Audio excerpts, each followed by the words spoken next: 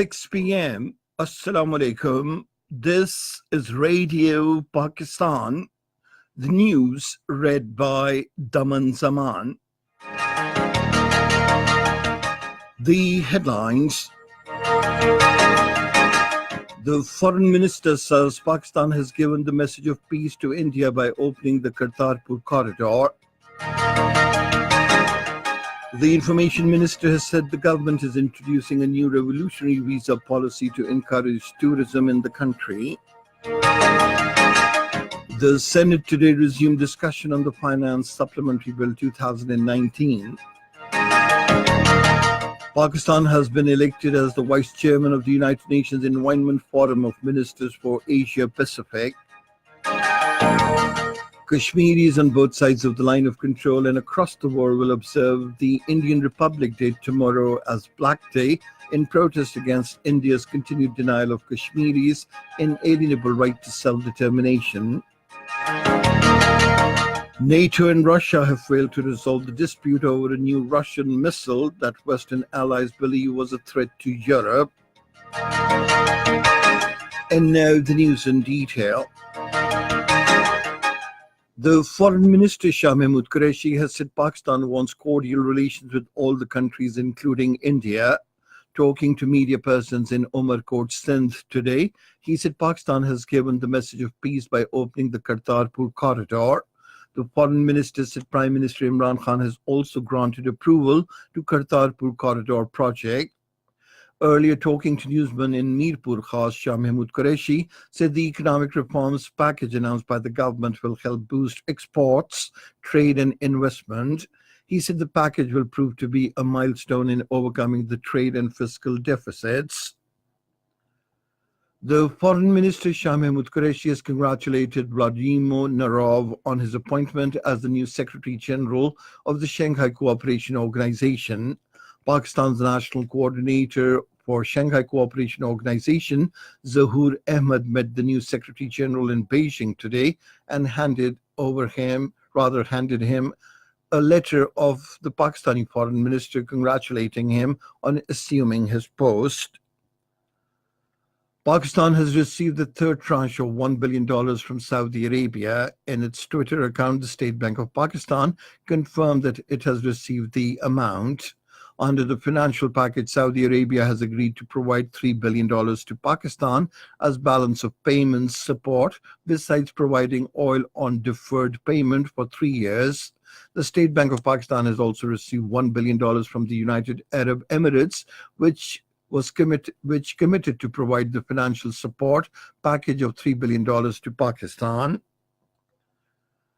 The Minister for Information and Broadcasting, Fawad Chaudhry, has said the government is introducing a new revolutionary visa policy to encourage tourism in the country. Talking to media persons in Islamabad today, he said the policy has been framed in consultation with all the departments concerned and stakeholders. He said under this major visa initiative, 175 countries have been extended the facility of e-visa, while the citizens of 50 countries will be given visas on arrival. Responding to different questions of media persons, the Information Minister urged the opposition to play its role to run the parliamentary proceedings smoothly. He regretted that the opposition leader Mohammad Shahbaz Sharif is pointing fingers at the Prime Minister Imran Khan in the National Assembly, vitiating the political environment. He said, "We respect the Parliament and all the elected representatives, but the Prime Minister, being the leader of the House, also deserves due respect." The minister said PMLN leader Mohammad Shahbaz Sharif, who introduced the culture of extrajudicial killings during his tenure as the Chief Minister of Punjab, is baselessly criticizing the Pakistan Tehreek-e-Insaf government on the Sahiwal incident. The Senate today resumed discussion on the Finance Supplementary Second Amendment Bill 2019. Taking part in the debate, Azam Sawati said the previous governments are responsible for the current crisis and plight of the poor people. He said the government is taking all possible steps for the revival of the economy. Taking part in the debate, Sikandar Mandro said the supplementary finance bill envisages no relief for the poor segments of the society. The Executive Committee of the National Economic Council has approved a revised emergency plan for polio eradication at a cost of $986.29 million. The ECNEC, which met in Islamabad today with the Finance Minister, Asad Umar in the chair, also approved dualization of 42-kilometer-long Mardan Sawabi Road at a cost of 9.5501 billion rupees. The polio eradication plan aims to end the disease through supplemental immunization across the country and use of environmental surveillance to completely check polio virus transmission. Pakistan has been elected as the vice chairman of the United Nations Environment Forum of Ministers for Asia Pacific. The election was held in Singapore today, where Prime Minister's advisor on climate change Malik Amin Aslam and Additional Secretary Babar Hayat Tarar represented Pakistan at the third session of the forum. Speaking on the occasion, Malik Amin Aslam said Pakistan is leading the environmental actions to tackle effects of climate change. This is Radio Pakistan. The Minister for Human Rights, Dr. Shireen Mazari, has urged the international community to take notice of worst human rights violations, particularly against women in occupied Kashmir by the Indian forces. She was talking to the chairman South Asia Center for Peace and Human Rights, Professor Nazir Ahmad Shah, in Islamabad today. Shireen Mazari said the world should come forward to resolve the long-standing issue of Kashmir. Kashmiris on both sides of the line of control and across the world will observe the Indian Republic Day tomorrow as Black Day in protest against India's continued denial of Kashmiris' inalienable right to self-determination.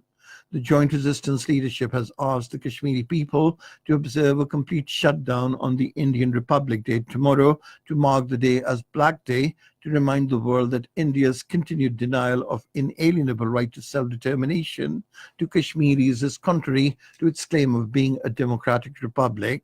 Meanwhile, in Azad Jammu and Kashmir on Black Day, rallies and demonstrations will be held at all the district and tehsil headquarters against the illegal Indian occupation on Kashmir. In India, violent protests are continuing in the Assam state over a proposed amendment to the country's citizenship law. Protests have been particularly vocal in the state of Assam, which recently saw 4 million residents left off a citizens' register.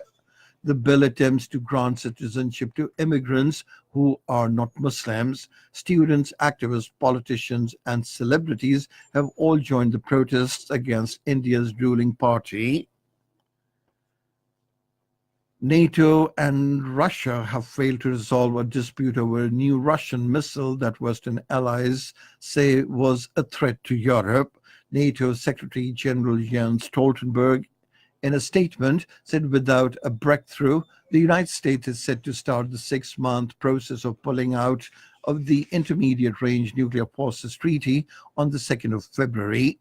He said the treaty is in real jeopardy and Russia showed no willingness to compromise. China and France have voiced firm support for multilateralism system and to promote world peace and development. The resolve was expressed during a meeting between the Chinese Foreign Minister Wang Yi and his French counterpart Jean-Yves Le Drian in Paris. The United States has requested a public United Nations Security Council meeting tomorrow to address the increasingly volatile situation in Venezuela. Renowned radio and television and film actress Ruhi Banu passed away in Turkey today after prolonged illness. She was 67. Ruhi Banu was under treatment in Turkey as she was suffering from kidney failure. Information Minister Fawad Chaudhry has expressed deep grief and sorrow over the sad demise of veteran actress Ruhi Banu and prayed for the eternal peace of the departed soul. In a statement, he said Ruhi Banu was a popular and versatile artist. Fawad Chaudhry said she greatly impressed the people with her artistic potential. And now news about sports. In the third one-day international of the 5-match series at Centurion against South Africa, Pakistan were 145 runs for the loss of 2 wickets in 28 overs a short while ago. Earlier, Pakistan won the toss and elected to bat. And finally, the weather. Mainly cold and dry weather is expected in most parts of the country during the next 12 hours. However, rain with snowfall over the hills is expected at isolated places in Kalat, Quetta, and Job divisions. Foggy conditions are likely in the plain areas of the Punjab and Upper Sindh during night and morning hours. And that is the end of this news bulletin. For more news and analyses, log on to our website, radio.gov.pk, and you can also watch the live video streaming of our bulletins on the link, facebook.com/Radio Pakistan News Official.